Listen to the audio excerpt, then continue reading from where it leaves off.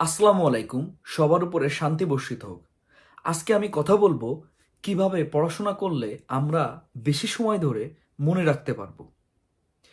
2006 সালে মেডিকেল স্টুডেন্টদের নিয়ে দুইটা গ্রুপে ভাগ করে একটা গবেষণা করা হয়।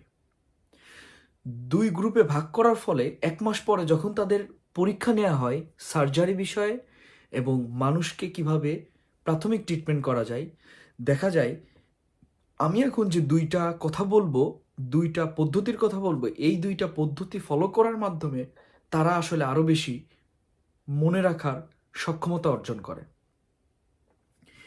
মনে রাখার সক্ষমতার আগে আমরা আসলে আগে জেনে আসি ব্রেনে কিভাবে তথ্য সংরক্ষণ করা হয়।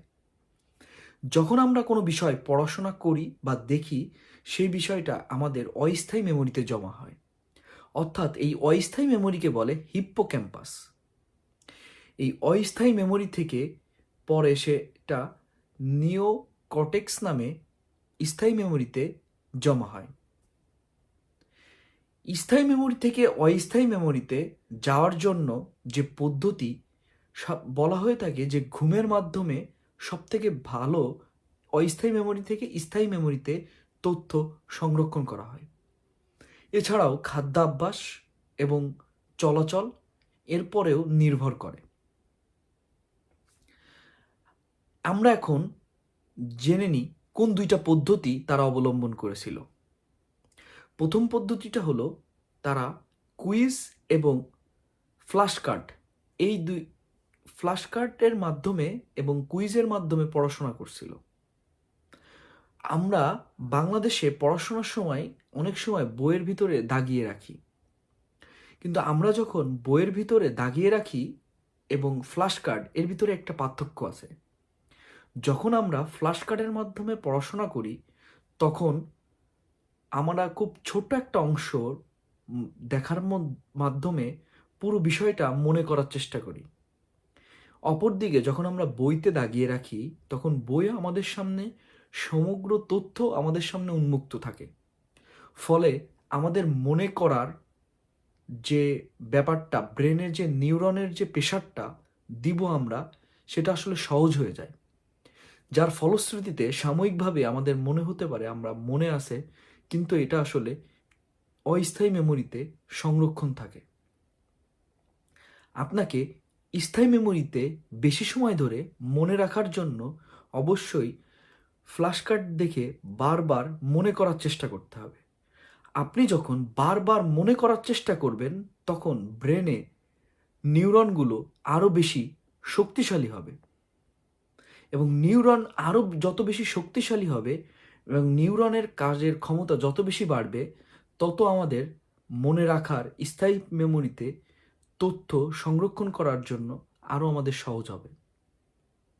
দ্বিতীয় পদ্ধতিটা প্রথম পদ্ধতির সাথে কিছুটা সম্পর্কযুক্ত।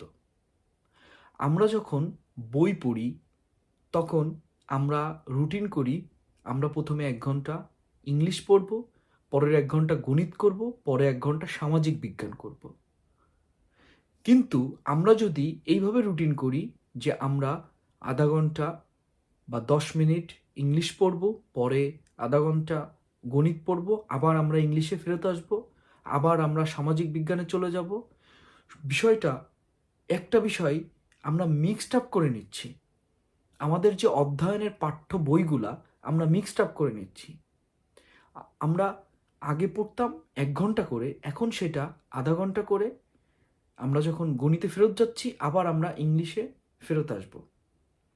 এর মাধ্যমে মনে হইতে পারে যে আমার বিষয়গুলো কঠিন হচ্ছে বা আমার কিছুই মনে নাই, কিন্তু এর মাধ্যমে নিউরনের মনে রাখার ক্ষমতা আরও বেশি বাড়ে। কেন বেশি বাড়ে?